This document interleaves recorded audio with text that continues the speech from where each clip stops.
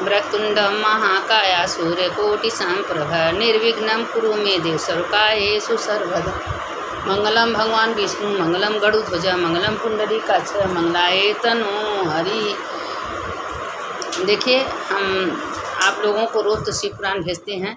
कल तो एकादशी था, अरे आज एकादशी है, कल एकादशी कथा हम आप लोग को भेज चुके हैं। आप लोग उसको तो आज हमको लग रहा है उम्मीद कि सुन ही ले होंगी। तो अब आज कल है प्रदोष कल है। तो प्रदोष का कथा सोमवार को तो सबको पता है, लेकिन हम शिव पुराण का कथा आप लोगों को भेज रहे हैं। आप लोग कृपा करके सुन लीजिएगा। शंकर शंकर हर हर शंकर शंकर शंकर जय जय शंकर मंगल भवने मंगलहारी उमा जपत यही त्रिपुरारी। देखिए, भोलेनाथ हम आप लोग से पहले बता चुके हैं कि भोलेनाथ शाम को पर डे रोज नंदी पर बैठ के पार्वती माता को घुमाने ले जाते हैं। तो उसमें लक्ष्मी माता जैसे अरदार परदार में किसी को कोई देख के चिढ़ता है, जलता है, तो देवी देवता भी एक दूसरे को चिढ़ना जलना उनके अंदर भी ये भावना है। भले देवी हैं तो क्या, लेकिन देखिए अब जब पार्वती माता को भोलेनाथ घुमाने ले जाते हैं तो लक्ष्मी जी रोज विष्णु भगवान से लड़ती हैं कि आप तो हमको कहीं ले नहीं जाते, आज आप तो हमको घुमाते ही नहीं हैं।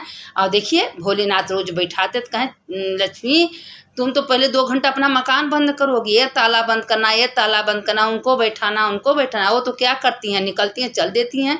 है क्या उनके पास, घड़ा घुड़िया है और दुआरी पर उनका तो गले में का जो नाक देता वो बैठ जाते हैं। तो कहें कि ठीक है, ऐसा विचरते पृथ्वी का देवता तो भोलेनाथ ही हैं।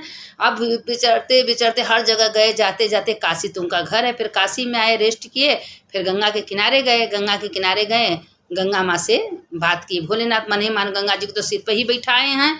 अब गंगा जी का धारा जो ऊपर था, तो देखिए गंगा जी भी सिर पर है तो पार्वती को अच्छा थोड़ी नहीं लगता कि मेरी बहन सिर पर बैठी है, हम बगल में है। ईर्ष्या सबके अंदर है, लेकिन तभी पार्वती माता सब देवीन से अच्छी हैं।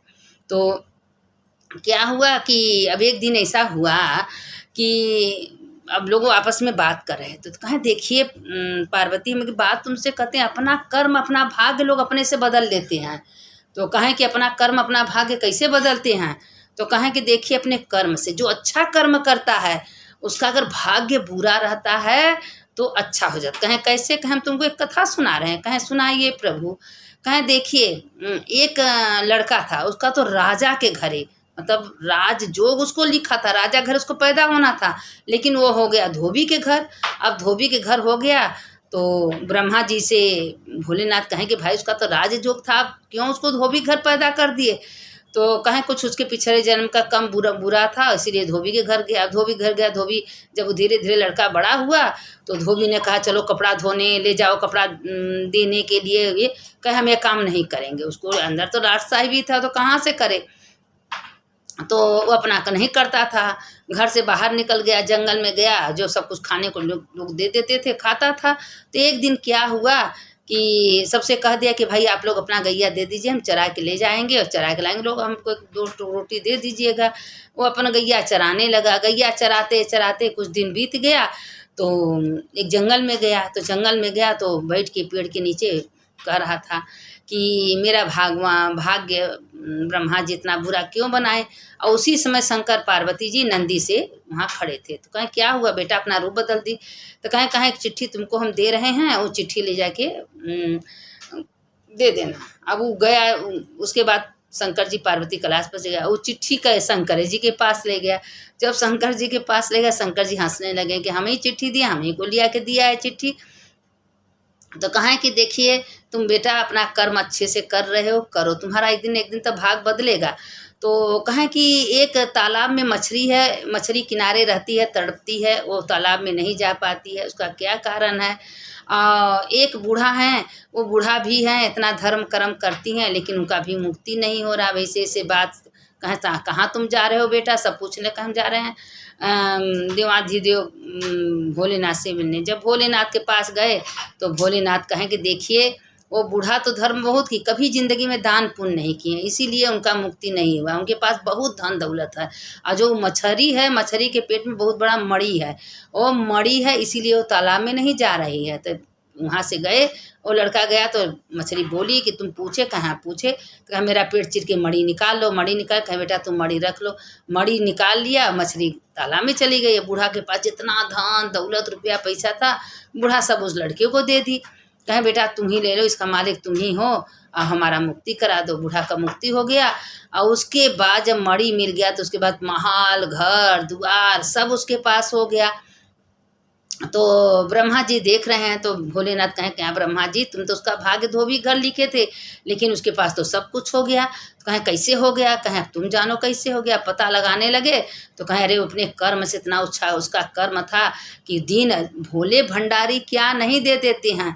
वो भले काम करता था लेकिन भोलेनाथ का हमेशा याद करता था। जंगल में घर में ओम नमः शिवाय ओम नमः शिवाय ओम नमः शिवाय जपते जपते जपते करोड़ों का जप उसको हो गया था। भोलेनाथ पार्वती माँ खुद कहीं कि प्रभु आपका जप करता है, इतना पूजा पाठ, आप तो उसका भाग्य बदल दो।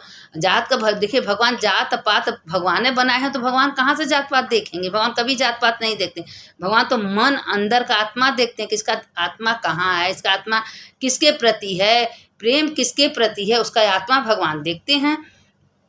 अब इसी में क्या हुआ कि उसका मन तो निर्छल था, साफ सुथरा था, भगवान का जप पूजा करने वाला था, हमेशा ओम नमः शिवाय ओम नमः शिवाय ओम नमः शिवाय करता था। हर हर महादेव मंदिर जाता था, भगवान को प्रणाम करता था, मंदिर में लोग नहीं जाने देते थे। तो ब्रह्मा जी कहें हाँ यार कर्म तो बहुत अच्छा, कहें देखिए कर्म प्रधान है।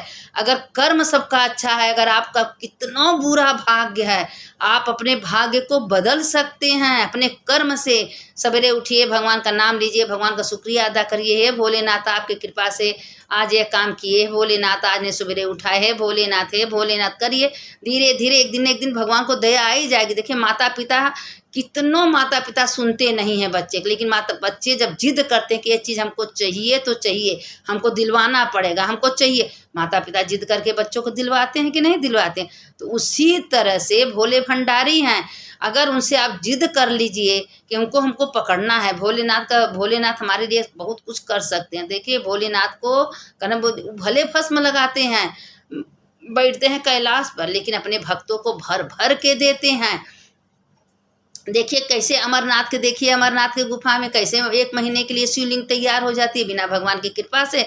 तो भगवान सबकी आत्मा अंदर है। देखिए भगवान को दिन रात शुक्रिया करना चाहिए। हे भोलेनाथ इतना सुंदर शरीर दुनिया में सबको बना के भेजे हैं, उसमें 2 आँख दिए हैं, 2 नाक दिए हैं, 2 कान दिए हैं, शून्य हाथ दिए हैं, चलने की शक्ति दी है, बोलने की शक्ति दी है। तो भगवान का एक कोई सामान अगर कोई दिला देगा, मान लो आप पति आपको एक साड़ी दिलवा दिए, कोई गहना देता, कहे मेरे पति दिलवाए, मेरे पति, तो उनका इतना नाम करते हैं। जो भोलेनाथ करोड़ों का संपत्ति हम लोग को दे के भेजे हैं, तो उनका शुक्रिया अदा करना चाहिए। ये शरीर करोड़ों का है, क्योंकि शरीर बना के थे, मान लो इसमें लंगड़ा होता, लूजा होता, कान का काना होता, बहिरा होता, तो क्या कर सकते, अपाहिज होते, क्या कर सकते। तो भगवान का शुक्रिया अदा करने के, हे भगवान हे भोलेनाथ बनाने वाले आप हो, इतना सुंदर दुनिया में बना के हमको भेजे हो, हम आपके कृपा से सारा काम कर रहे हैं। आप नहा रहे हो, धो रहे हो, खा रहे हो, पी रहे हो, सूंघ रहे हो, सब कुछ भगवान की कृपा से तो हो रहा है। अगर भगवान जवान स्वाद खराब कर दे, पेट खराब कर दे, पैर खराब, तो क्या कुछ कोई कर सकता है, नहीं कर सकता। इसीलिए दिन रात भगवान का शुक्रिया अदा करना चाहिए। भोलेनाथ आपकी कृपा से सारा काम हो रहा है, भोलेनाथ आपकी कृपा से हम उठे, भोलेनाथ की कृपा से नहाए धोए, आपकी कृपा से आज हम भोजन किया, आपने हमको दे। भोलेनाथ कहें कि अरे दिन रात जब मेरा शुक्रिया अदा कर रहा है तो इसको तो हमको करना ही पड़ेगा। इसीलिए कहते हैं कि गले में रुद्राक्ष का माला पहनिए, सिर पर भस्म लगाइए। भस्म का कम महत्व तो नहीं, जो भस्म लगाता है कोई दूसरा कोई उसका दर्शन कर ले, उसका सारा पाप जल के भस्म हो जाता है। लोग कहते हैं जो जल गया वो भस्म हो गया, भस्म का बहुत महत्व है। इसीलिए मेरे भोले भंडारी को भस्म बहुत प्रिय है, रुद्राक्ष का माला प्रिय है। और उनके संगे तो पार्वती माता हमेशा रहती हैं, और हमेशा पार्वती माता को ठीक प्रदोष के काल जहाँ संध्या हुआ पर डे पार्वती माता को लेके संध्या को शंकर जी भी चढ़ते हैं घूमने के लिए। और जब जाते जाते जाते देखे तो एक जंगल में एक बूढ़ा अकेली बैठी थी। तो कहें माता जी आप यहाँ क्यों बैठे, कहें क्या करी प्रभु, हम जिंदगी भर हम भगवान का नाम लिए, हम शिवलोक जाना चाहते हैं, रास्ता दिखाई नहीं देता। तो कहें इसी तरह शिवलोक थोड़ी ना जाता है, ये शरीर छोड़ना पड़ता, आत्मा जाता। तो कहें प्रभु हमको मुक्ति चाहिए, आप कौन हो। अपना रूप बदल देते हैं जब भक्तन के पास जाते हैं। तो कहें कि माता जी तुम जिंदगी भर अगर भगवान का नाम लियो तो तुमको तो मुक्ति मिलना ही मिलना है। तो कहें कि प्रभु मुक्ति कैसे मिले, कहें तुम भगवान का भजन करो, जबले तुमको भगवान दिए हैं। सबका दिन तारीख क्षण एक एक तारीख एक एक दिन निर्धारित करके भेजे हैं कि इतना दिन तुमको पृथ्वी पर रहना है, ये तारीख को, ये तिथि को, ये दिन को तुमको आना है। हफ्ता में 7 दिन होता है और 7 दिन में कौन दिन मेरा है वो हमको नहीं पता, वो भगवान को पता है। उसी दिन हम किस दिन भगवान ले जाएंगे कुछ पता भी नहीं चलेगा। तो इसीलिए भगवान कहते हैं मानुष तन दिए हैं कर्म करने के लिए, भगवान का काम करते रहो, भगवान का नाम लेते रहो। अरे उठो, नहा के धो के भगवान को स्मरण करो, उसके बाद अपना काम में ले जाओ। हे भगवान आपने खाना बनाया, हे भगवान आपने ये किया, हे भगवान भगवान करिए। देखिए भगवान एक दिन अंदर आत्मा में बैठ जाएंगे, विराजमान हो जाएंगे। शिवपुराण कथा कहती है कि भगवान को भस्म बहुत प्रिय है, भगवान को पार्थिव पूजा बहुत है। शंकर जी का मट्टी लीजिए और खूब सुंदर शंकर जी बना के पूजा करें, उसमें भी भगवान विराजमान हो जाते हैं। नर्मदा नदी का शंकर जी लाते हैं, उनमें शंकर जी स्वयं विराजमान होते हैं। ऊपर ओमकारेश्वर है, नीचे नीचे नर्मदा नदी की बहुत कथाएं हैं। कथा तो बहुत लंबी चौड़ी है, सुनते रहिए सुनते रहिए, कथा का कोई और अंत नहीं है।